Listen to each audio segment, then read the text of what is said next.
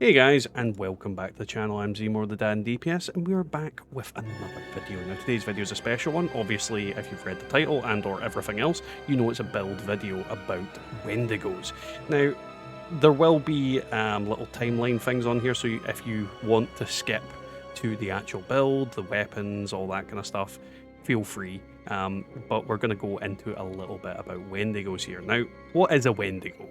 In folklore, it's an evil spirit or creature that is basically a cryptid in real life, quote unquote. And essentially, this creature eats people and can possess people. It takes a humanoid form or can take the form of like a skull-faced kind of antlered creature. There's loads of different things about it, but basically, it's a man-eating monster.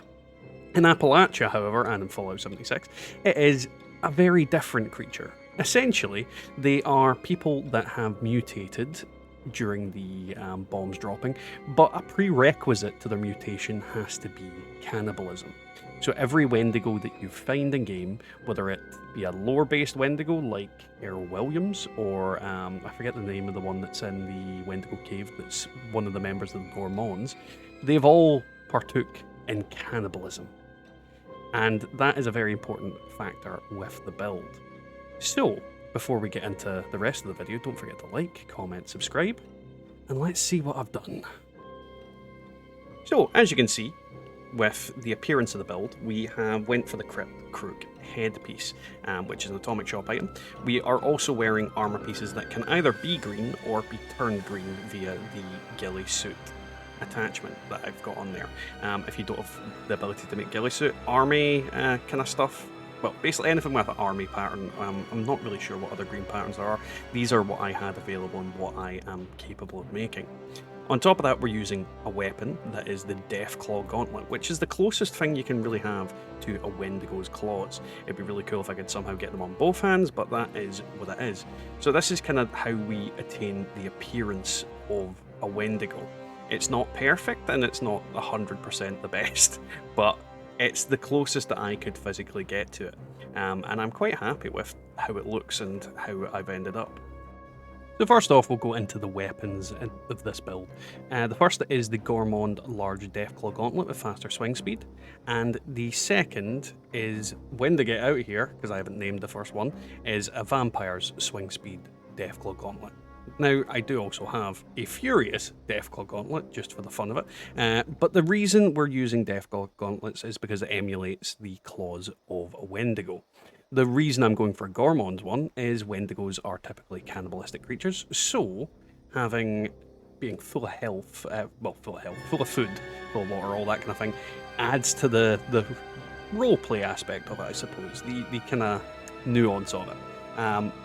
Gormons is a decent damaging effect, and Vampires is a very decent effect, which is going to help me maintain my health and keep survivability, all that kind of thing. But yeah, Deathclaw Gauntlets are amazing, and if you use melee builds, you'll know that fist weapons in general are just fantastic. So that's the kind of reasoning behind these.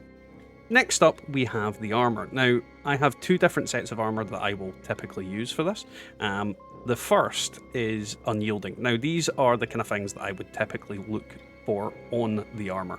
Unyielding is so that I can get the most damage out of the character as possible.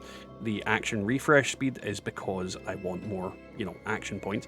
And then you have the 75% chance to reduce damage 15% while sprinting. Now this will make more sense when I look and show you the build, but that's generally the god roll of what I want.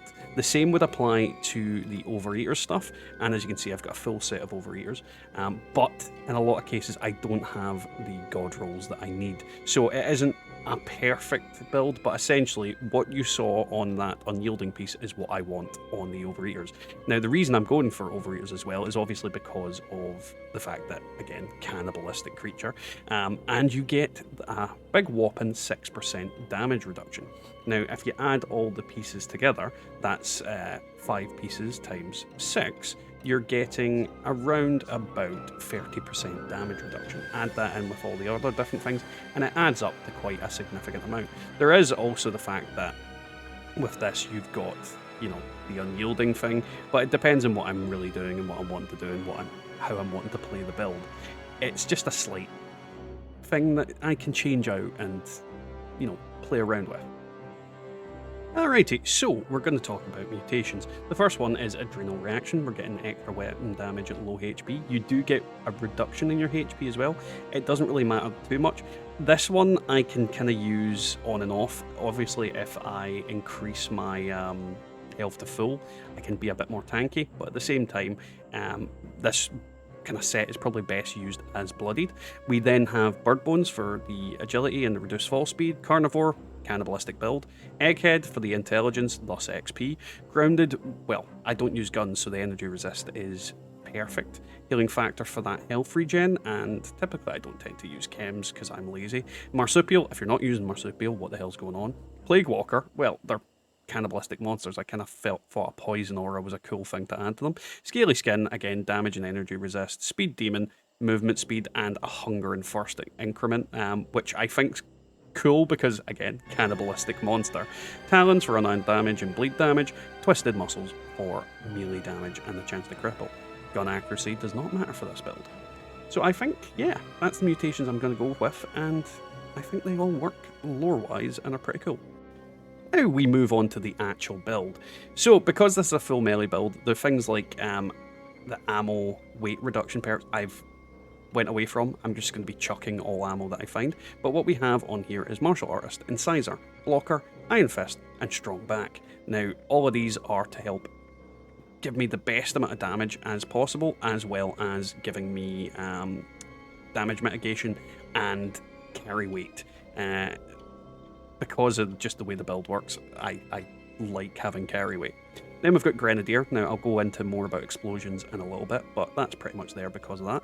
We've got Radical for the extra 5 strength when we have lower health, i.e. more rads. Fireproof, again, explosions and flame attacks. Cannibal, really important because of the lore aspect of the build. Then we have Adamantium Skeleton and Dromedary. Dromedary is just so that I don't use as much water up, because I will be able to eat a lot of stuff, whereas with the water I'm going to have to go to like ponds and things like that to drink, or, carry around a load of bottled water. Tenderizer, I mean, fantastic perk, does a lot of damage when you use it, so I'd recommend it. Strange in Numbers, which reduces the ill effects of my mutations by increasing the positive effects of them, basically. So then we have Demolition Expert, we'll go into Explosion in a little bit. Nerd Rage for that extra damage resist, the extra damage and AP regen. Then we've got Adrenaline for 60% extra damage, Moving Target because I will be running a lot in this build. Through Hiker for reduction in weight of drinks and whatnot. Marathoner, which, again, the reason I've got so much endurance on this character is to go in tandem with Marathon. I'll go into that in a little second, and we'll show that in the build. An Action Boy to get that extra AP regen.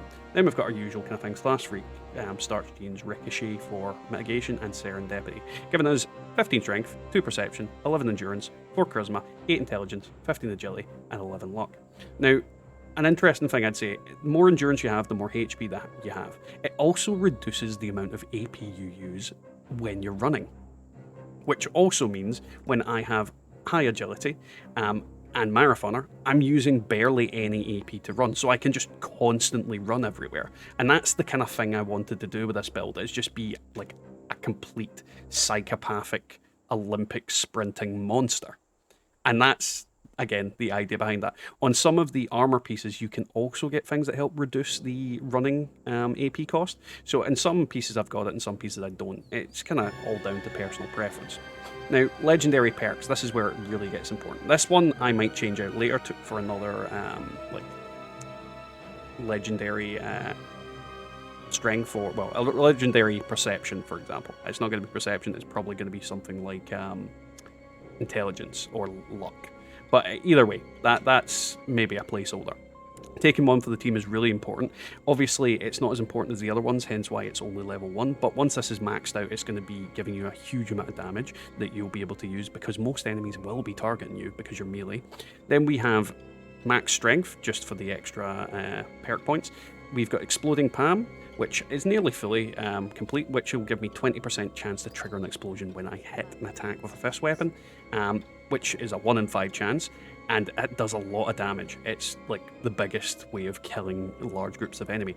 Then you combine it with Hack and Slash, which does the same thing, but with a 50% chance in VATS. Combine the two, and in theory, you can get multiple explosions from the one attack.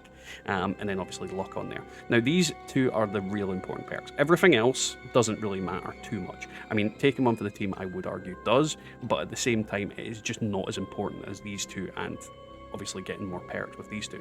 But these two are so important. If you're going to use a melee, especially a fist melee build, these need to be on there. If you don't have them, you are going to be doing yourself a disservice.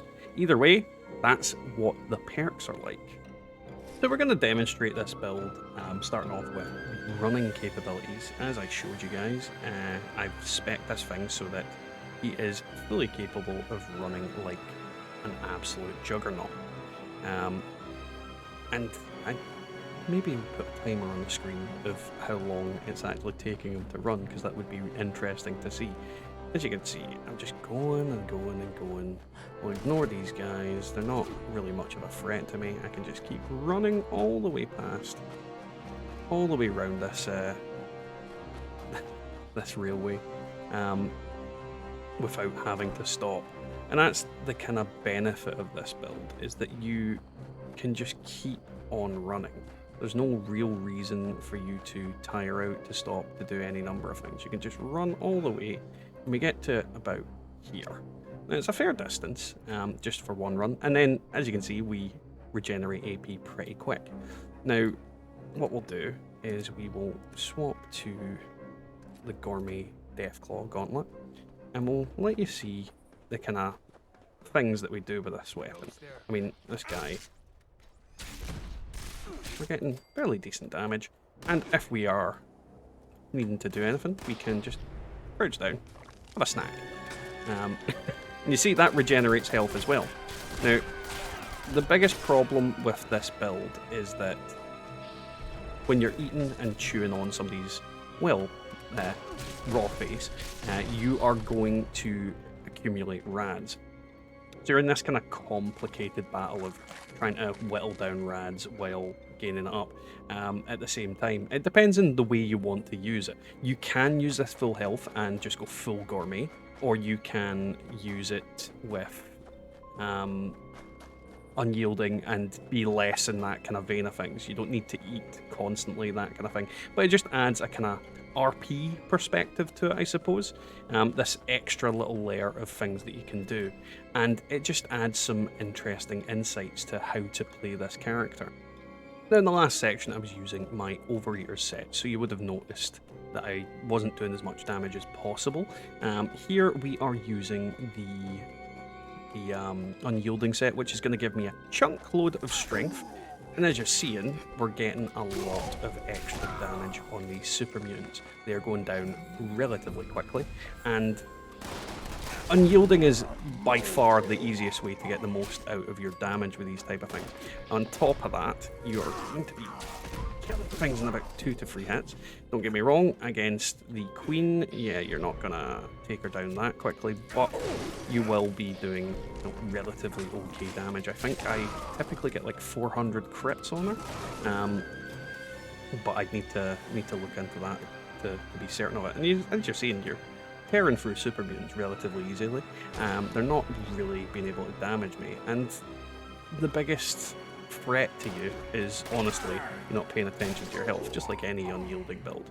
And if you ever need health back, you can just munch on a corpse and it'll get you your health back. It's also a way to get rads down if you ever have to use a rad away because you're up against ghouls, and then you can just eat said ghouls to get your rads back down so that you're in range for your unyielding and your Nerd Rage, which is a definite advantage of this. You don't need to bother about carrying around anything that's going to give you radiation, because anything that's a humanoid creature that you can munch on will give you radiation if you eat them.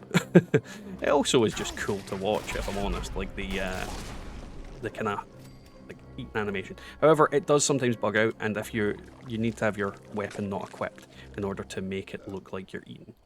But at the same time, it's pretty cool. So that was the build, guys. I hope you enjoyed it. If you did, don't forget to leave a like, a comment, and subscribe. If you've got any questions, definitely leave them down below. I'd be more than happy to answer anything that you guys have got to say. And if you'd like to support the channel further, there is the relevant links. Our coffee link, the merch link, and the YouTube member button. Now, let's thank our YouTube members. We have our 4 chosen undead, who are Golty, Dealfin Gaming, Bubba Doodle Mom, and Scott S. Big thanks to all of you. And then we have our our Dad's Army members, which are Wyatt Blackburn, Wallers Me, Colin G, Peggy McKnight, Matasmo, Deadmine Games, Marcus Carrasco, Ranger McSprudle, Anxiety Rangers, Twice Big Spuds, Numpty, and Sickleman. Big thanks to all of you as well. It is really, really appreciated. Any support you guys give me is absolutely fantastic, and I love it.